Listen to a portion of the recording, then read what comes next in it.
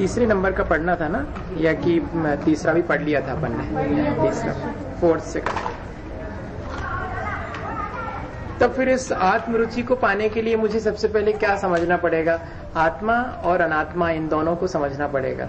क्योंकि मैं अपने आत्मा में रुचि रखना चाहता हूं तो मुझे देखना पड़ेगा कि मेरी रुचि अभी कहाँ है, और जिस जगह मेरी रुचि है वो क्या चीज है। तो इसलिए बहुत जरूरी है कि मैं अपने आत्मा के अलावा भी और जो चीजें हैं उनको भी समझूं। तब मुझे मालूम पड़ेगा कि मेरी रुचि कहाँ पर है, आत्मा में है कि मैं कहवर रहा हूँ। जिन चीजों में मेरी रुचि है वे आत्मा है या अनात्मा है। दो ही तत्व हैं, जीव है और अजीब है, मुख्य रूप से देखा जाए। और फिर जीव और अजीब, इन दोनों के माध्यम से आश्रय और बंध होता है, इन्हीं के माध्यम से संवर और निजरा होती है। और जब जीव और अजीब दोनों पृथक पृथक हो जाते हैं तब उसी का नाम मुक्ति है, और कोई अलग से ये तत्व नहीं है। तो मैं मुख्य रूप से मैं आत्मा और अनात्मा या जीव और अजीब, इन दोनों को ही जानूं, और अजीब को अजीब मान करके सेपरेट कर दूं और जीव को जीव मान करके उसमें इंटरेस्ट लें। ये प्रोसीजर है एक्चुअली। तो उसके लिए सबको जानना पड़ेगा, जीव भी जानना पड़ेगा, अजीब भी जानना पड़ेगा, या उस पर भी श्रद्धा करनी पड़ेगी। तो क्या परिभाषा बना दी? जीव अजीब तत्व अरु आश्रव, बंध अरु संवर जानो, निर्जर मोक्ष कहें जिन। जिनेंद्र भगवान ने जिन जैसा कहा है तिनको ज्यों का त्यों सरथानो, एज इट इज, जैसा स्वरूप कहा है।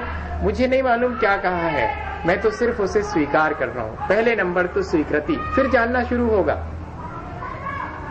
गुरुजी के पास जाकर के क्या कहते हैं? जो किताब में लिखा हुआ है उसे मैं ठीक मान रहा हूँ, जानता नहीं हूँ क्या लिखा है। आप जो कहेंगे उसे ठीक मान रहा हूँ, आप बताइए पूरी किताब सही है, आप सही हैं, आप मुझे बताइएगा। अब मुझे क्या क्या समझना है? ठीक यही चीज है कि आप जो कह रहे हैं और आप स्वयं, आप मेरे लिए स्वीकार है। अब फिर नॉलेज होगी। हालांकि दोनों चीजें एक साथ होती हैं। मजा इसके साथ यह है कि जैसे ही हमें श्रद्धा होती है वैसे ही हमारा ज्ञान भी सच्चा हो जाता है। हम सोचते हैं कि ज्ञान मतलब बहुत सारी जानकारी, नहीं। ज्ञान का मतलब है कि जो चीज जैसी है उसकी स्वीकृति, वही श्रद्धा है, वही ज्ञान है। दोनों चीजें देखो, जो चीज जैसी है उसको हमने वैसा जानेंगे तो बाद में, पर जैसे ही हमने जो चीज जैसी है उसे वैसा स्वीकार कर लिया, इसका मतलब हम ठीक जानते हैं।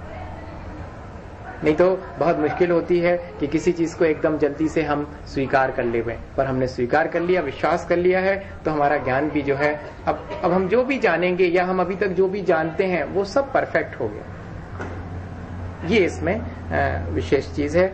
तो ज्यों का त्यों हमें उस पर श्रद्धान करना, ये शुरुआत है।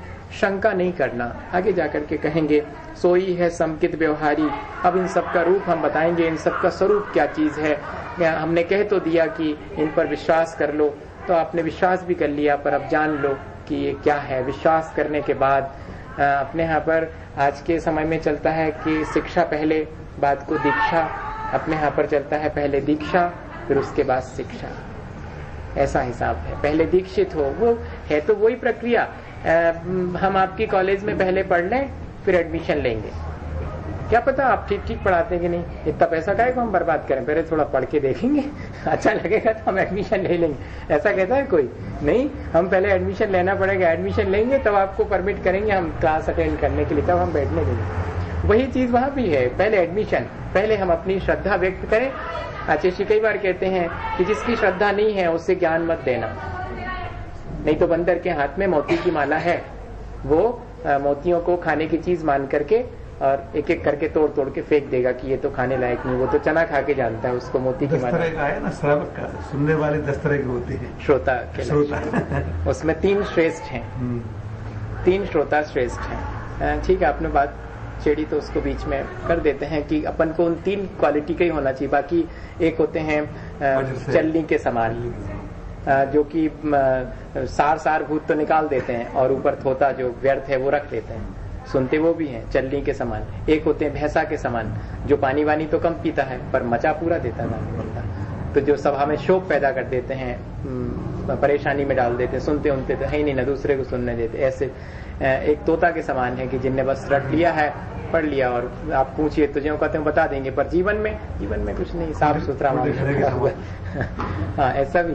उसमें विशेष जो है श्रेष्ठ कौन सा है तो कहते हैं माटी की तरह, जघन्य श्रोता है, मिट्टी की तरह कि जिस पर पानी पड़ता है तो उतनी देर के लिए जब तक पानी पड़ रहा है तब तक गीली हो जाती है। ऐसे ही जो व्यक्ति सुन करके थोड़ी देर के लिए भीग जाता है वो फिर ठीक है, उतना तो चलेगा, बाहर निकले तो फिर ज्यों के त्यों। पर जितनी देर सुना उतनी देर तो भीग गए हैं, परिणाम तो भीग गए, उतने में भी उसने बहुत सारा काम कर लिया।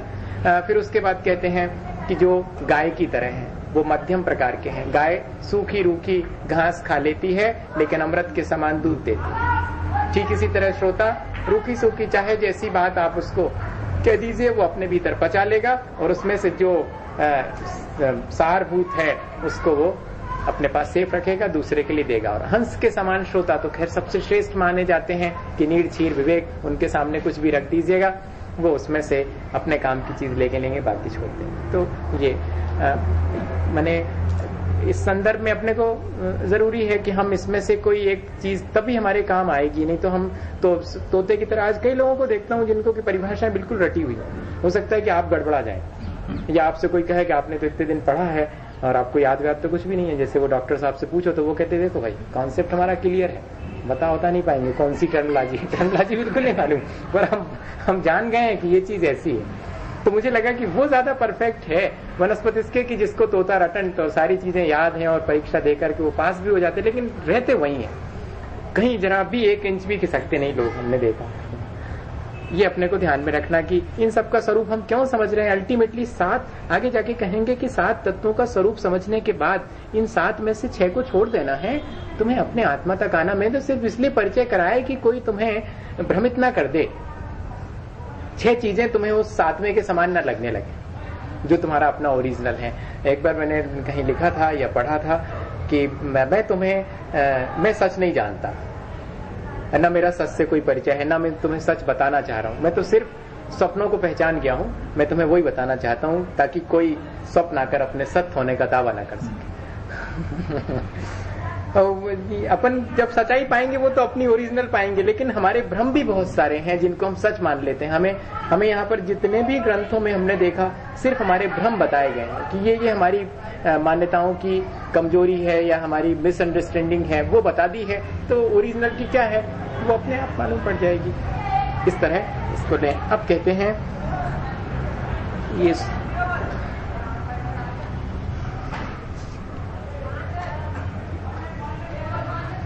अब थोड़ा सा विषय जो है चेंज हो रहा है। अभी ये कहना चाह रहे थे कि हम हर एक का स्वरूप बताएंगे, पर इसके पहले थोड़ा सा ये बता रहे हैं कि जिस व्यक्ति की दृढ़ श्रद्धा हो गई है उसको क्या कहेंगे और जिसकी नहीं हुई है उससे क्या कहेंगे, और दृढ़ श्रद्धा हो जाने के बाद जब उसको वो पा लेता है तो उसे क्या कहते हैं। आत्मा की विभिन्न 3 अवस्थाएं हैं।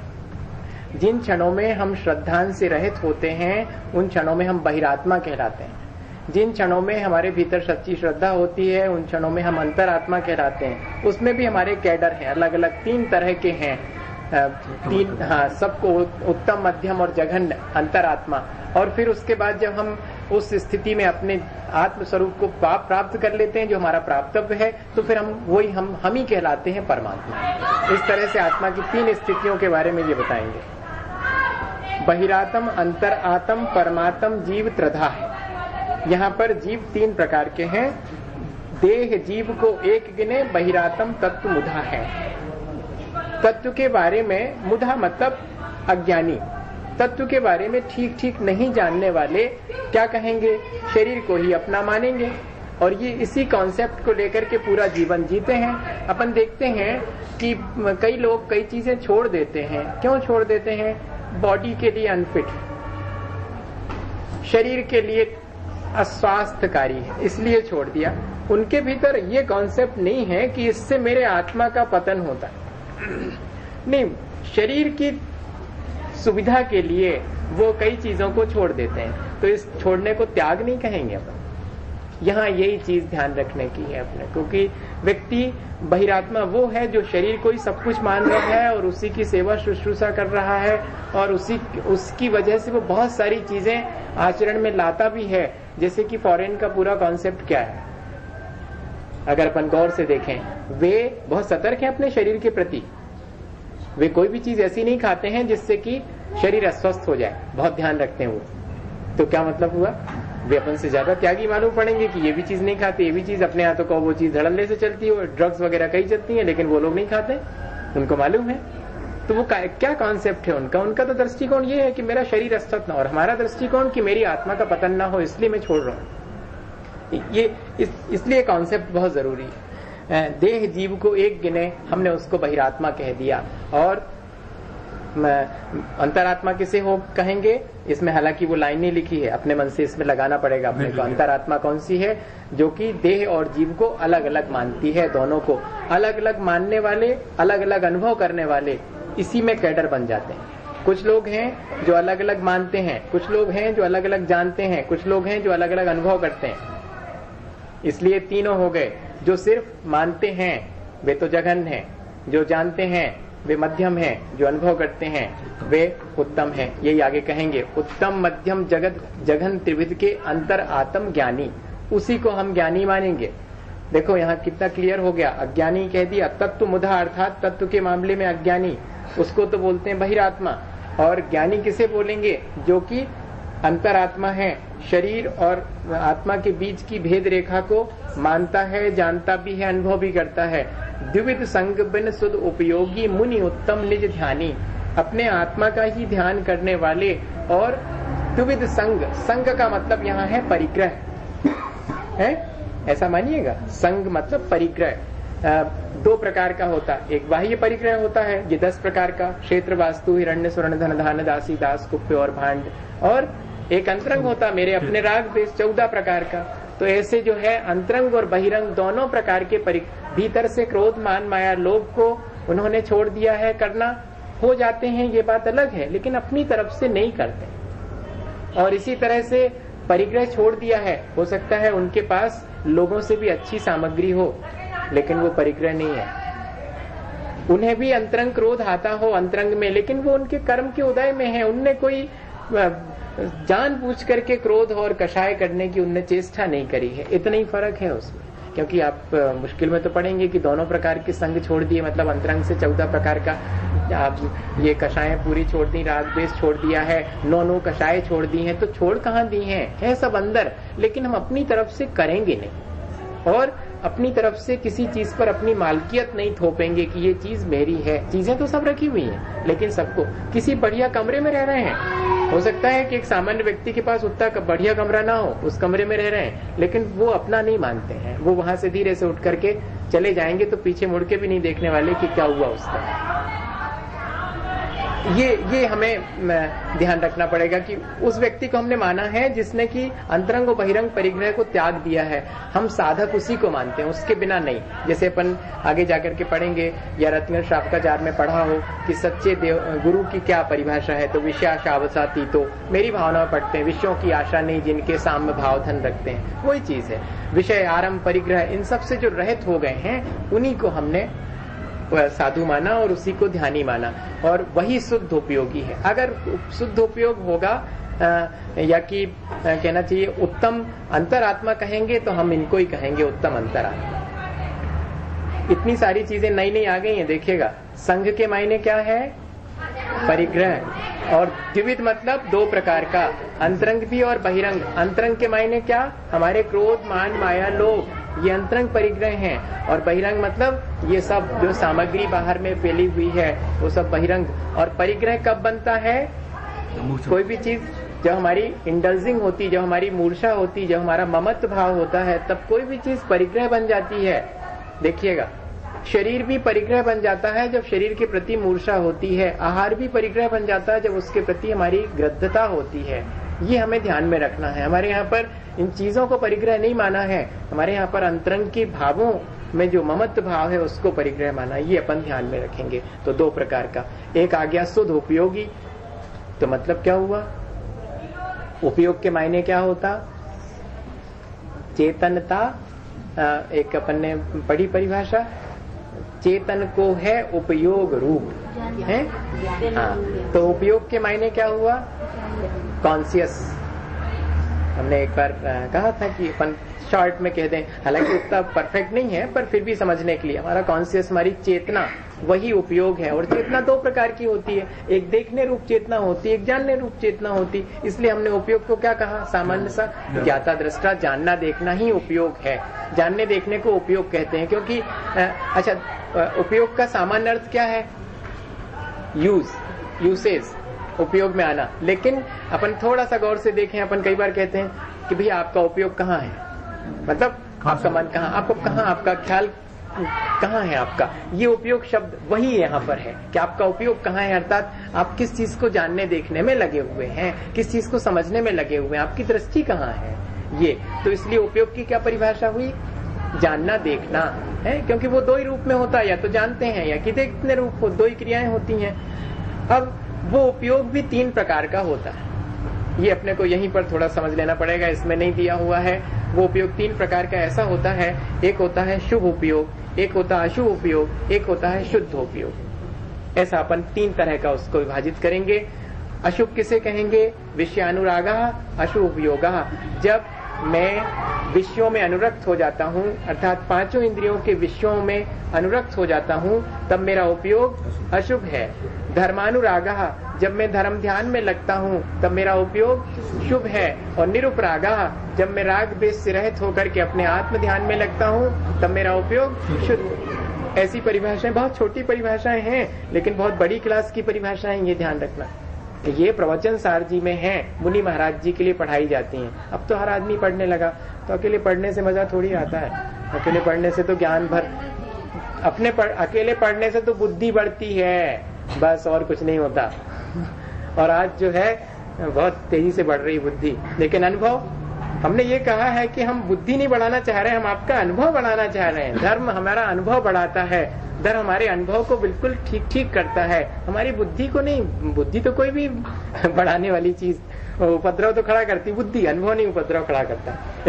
एक उदाहरण है मैं हमेशा देता हूँ कि बुद्धि कैसे झगड़ा पैदा करती है। गुड़ का एक ठो मिष्टान आया है, बहुत मीठा है, और बीचों बीच उसको रखा गया है और 5 लोग चारों तरफ उसको घेरे बैठे हैं और उस पर डिस्कशन चल रहा है। ये इतना मीठा है और ये इस चीज से बनता है और ये उसमें मीठापन कहाँ से आता है, शक्कर का फॉर्मूला क्या है। तो वो सारा डिस्कशन कर रहे हैं और एक व्यक्ति दूर से जो है उनके आकर के देखता है कि क्या मामला क्या है। बड़ी तेजी से चल रहा है, एक दूसरे को आर्गूमेंट दे रहे हैं और भारी लॉजिक और डिस्कशन कर रहे हैं। आकर के वो देखता है कि अच्छा ये मामला है। तो वो 5 तो अपने उसमें लगे थे कि कैसा स्वाद है, इस बात को सिद्ध किया जा रहा। वो आया, उसने धीरे से हाथ बढ़ाया, खाया कि अब तुम लोग उलझो, स्वाद तो बहुत अच्छा है, मैंने खा के देख लिया। यही अपने साथ आज है। कोई भी इन चीजों को लेकर के अपनी अनुभूति में उतारने के लिए कभी शांति से बैठ नहीं रहा है। वो सिर्फ इस उलझन में है कि मैं कितना अच्छे से समझ लूं और दूसरे को समझा दूं, और ये मान करके बैठूं कि मैं ठीक समझता हूं, बाकी सब अज्ञानी। आज अधिकांश, एक जगह मैं पढ़ रहा था तो लिखा था कि आज का ज्ञान सिर्फ अपने ज्ञान बढ़ाने के लिए नहीं, दूसरे को अज्ञानी साबित करने के लिए, और कुछ नहीं। हमें ऐसा ज्ञान नहीं पाना है जो कि दूसरे को अज्ञानी साबित करे। हमें वो ज्ञान पाना है जिससे कि हम अपने आप को जान सकें। यही प्रक्रिया पूरी है, अपने में रुचि, अपने को जानना, अपने में लीनता। हमारा प्राप्तव्य ये है। हम फिर चाहे जिस तरह से करें, लेकिन हमें अल्टीमेटली इस चीज को ध्यान रखना है कि पहुंचना तो वहां है। मैंने आत्मा के बारे में जान लिया, पर मेरी आत्मा में बिल्कुल रुचि नहीं है, ना अपनी आत्मा में ना दूसरे की आत्मा में। दूसरे के शरीर में ज्यादा रुचि है, दूसरे के वस्त्रों में ज्यादा रुचि है, दूसरे के सामान में ज्यादा रुचि है। लेकिन मेरी रुचि दूसरी आत्मा में है या नहीं है? मेरी अपनी आत्मा में रुचि है या मेरे अपने शरीर में, मेरे अपने वस्त्रों में, मेरे अपने ऑर्नामेंटेशन और ये सब चीजों में?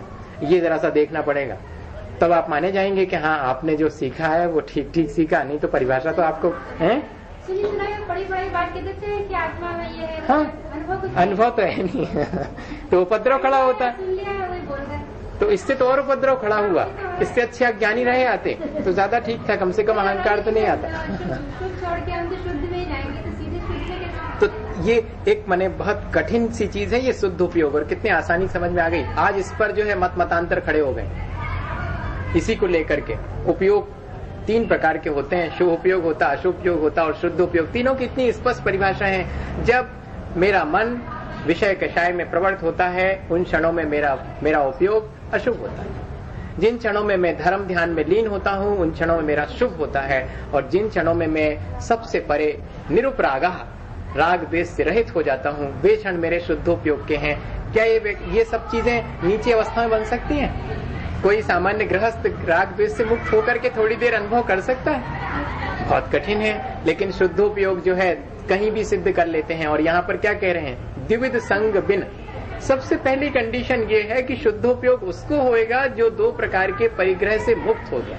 बुद्धिपूर्वक जिसने दोनों प्रकार के परिग्रह का त्याग कर दिया वो शुद्धोपयोगी है, उसे ही हम मुनि कहेंगे। और वही अपने आत्मा का ध्यान करने वाला उत्तम ध्यानी है, उत्तम अंतरात्मा है। इतनी सारी बातें उत्तम अंतरात्मा के अंतर्गत बता दी। अंतरात्मा तो तीन है, लेकिन उसमें सबसे श्रेष्ठ कौन है? जिन्होंने आत्मा और शरीर को जुदा जुदा मान करके भी अनुभव करना शुरू कर दिया। मानने जानने से आगे बढ़ गए हैं, अनुभव करने वाले हैं। हमें यही चीज करनी चाहिए। अब आगे कहते हैं मध्यम अंतरात्म है जे देश व्रति अनगारी। यहाँ पर कहीं कहीं अगारी दिया हुआ है। अगारी शब्द सही है, ये अनगारी शब्द जो है वो ठीक नहीं है। वो ये बात को चेंज किया गया है ये सिद्ध करने के लिए कि छठे गुण स्थान में जो मुनि महाराज हैं वे मध्यम हैं और सातवें में हैं वे उत्तम हैं। ऐसा सिद्ध करने के लिए दिया गया, और कोई उसके पीछे अगारी है वो। देश व्रति अनगारी नहीं, देश व्रति आगारी, इसको ऐसा लेंगे। वे मध्यम अंतरात्मा हैं। मध्यम अंतरात्मा कौन है? जिनके पास महाव्रत नहीं है, जो देश व्रति हैं, हाँ अनुव्रत हैं और घर में रहते हैं, अगारी हैं। अगारी अर्थात घर में रहने वाले हैं। कई लोग इसका अर्थ ऐसा लगाते हैं कि देशव्रति और अनगारी, अनगारी अर्थात ग्रह का त्याग कर दिया है लेकिन अभी निचली अवस्था में हैं, साधु तो हैं लेकिन अभी बाह्य प्रवृत्ति में लगे हुए हैं, वे भी मध्यम अंतरात्मा हैं। लेकिन ऐसा मेन स्क्रिप्ट में कुंदकुंज स्वामी ने ऐसा कहीं नहीं लिखा। उन्होंने कहा कि चाहे छठे में रहें चाहे सातवें में रहें, अगर परिग्रह के त्यागी हैं तो वे शुद्धोपयोगी ही हैं। थोड़ी देर के लिए शुभ में भले ही आते हैं पर कहेंगे उनको शुद्धोपयोगी। श्रावक थोड़ी देर के लिए अशुभ में चला जाए लेकिन कहलाएगा शुभोपयोगी। भले विषय कषाय में चला जाता घर गृहस्थी में रहने पर, लेकिन कहलाएगा शुभोपयोगी। क्यों कहलाएगा? क्योंकि उसका कॉन्सेप्ट क्लियर है, इसलिए हमने उसको शुभोपयोगी। और इन्होंने तो जो कॉन्सेप्ट क्लियर किया उसको पा भी लिया है, इसलिए उनको शुद्धोपयोगी। जो मेजॉरिटी, जैसे एक दूसरा उदाहरण दे देते हैं हम, ये आम का वन है। अच्छा भाई आप आम का वन कह रहे हैं, इसमें तो नीम के पेड़ भी 2-4 तो लगे। भैया 2-4 लगे होंगे, बबूल के भी लगे होंगे 2-4, लेकिन सैकड़ों तो आम के ही हैं, इसलिए हमने आम का पेड़ किया। बहुलता आम की है इसलिए। इसी तरह बहुलता राग द्वेष से रहित वीतरागता की है, इसलिए हमने उसको शुद्धोपयोगी कह दिया। भले ही वो थोड़ा सा नीचे आएंगे और शुभ क्रियाएं करते मालूम पड़ेंगे। अभी जैसे शुभ क्रिया ही तो कर रहा हूँ, पढ़ रहे हैं अपन, डिस्कशन कर रहे हैं, तो ये तो छठा गुण स्थान है, तो इस समय शुद्धोपयोगी नहीं माने जाएंगे? कहते नहीं, ऐसा नहीं है। शुद्धोपयोग क्षण भर में चला जाता है। एक बार हम आपको एक बहुत छोटा उदाहरण बताएं। हम 1.5 घंटे तक जो है वो नीरज जी आते हैं, उनके साथ चर्चा करते रहे। काफी गहरी चर्चा हो रही थी। 1.5 घंटे के तक हो गए, टाइम एकदम देखा 1.5 घंटे, तो एकदम बोले महाराज ये तो आपकी शुभोपयोग की दशा रही, बहुत लंबी रही, अंतर्मुखी है आप तो 1.5 घंटे से जो है शुभोपयोग में लगे हुए हैं। आपका छठा गुण स्थान रहा ये तो। मैं भी एक बार, क्योंकि उस समय ज्यादा जानता नहीं था, 84 की बात है, तो मुझे भी एक बार लगा कि ये तो गड़बड़ हो गई, बात तो सही है। तो बोले नहीं, मैं थोड़ा सा संकोच में आया मैं कि हाँ बात तो सही हो गई। बोलते नहीं महाराज, आप सावधानी पूर्वक वचन बोल रहे हैं, ये सावधानी आपकी अप्रमत्तता है, यही 7वां गुण स्थान है, और जो आप बोलने का उद्यम कर रहे हैं वो छठा गुण स्थान। लेकिन आप बीच बीच में सावधानी, मैं आगम के विरुद्ध नहीं बोलूंगा, इस तरह का आपका निर्णय है, और आप ध्यान रखते हैं कि आगम के विरुद्ध ना बोल जाऊं, ये सावधानी आपकी अप्रमत्तता है, ये 7वां गुण स्थान है। और बोलना छठा। भोजन ग्रहण कर रहे हैं तो भोजन ग्रहण करने के लिए हाथ बढ़ा देना, ये तो नीचे आ गए, प्रमाद है, लेकिन ऐसे ही नहीं खा लेना है, शोधन करना है, ये अप्रमत्त। फौरन 7वां हो गया। फिर भोजन करने लगे, करने का भाव हो गया, ले लिया मुंह में, तो छठा, स्वाद नहीं लेना है, हर्ष विषाद नहीं करना, ये 7वां गुण। फिर हाथ बढ़ा दिया, फिर छठा हो गया, फिर शोधन, फिर खा, हमेशा छठा 7वां छठा, ये प्रमत्त अप्रमत्त हो सा रहता। मैं इसलिए ये चीज बता रहा हूँ ताकि ये क्लियर हो जाए कि इसमें जो अनगारी शब्द रखा है वो विचारणी है, बाद को ये सुधारा गया है, एक्चुअली अगारी है वो।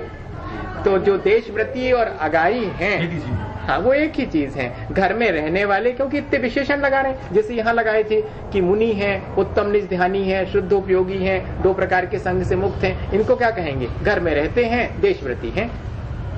देशव्रती अर्थात पार्शियल वो 5 पापों का एक देश त्याग जिन्होंने कर दिया है, अर्थात अंतरंग बहिरंग परिग्रह में से कुछ थोड़ा सा त्यागा है, पूरी तरह से नहीं त्यागा है, और घर में रहते हैं। ये यहाँ शो करना, ये मध्यम अंतरात्मा है?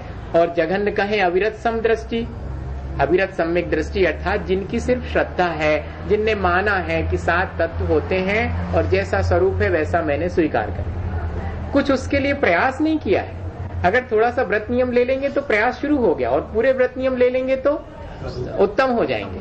तो जघन्य से मध्यम, जघन्य अंतरात्मा में संतुष्ट हैं आज लोग।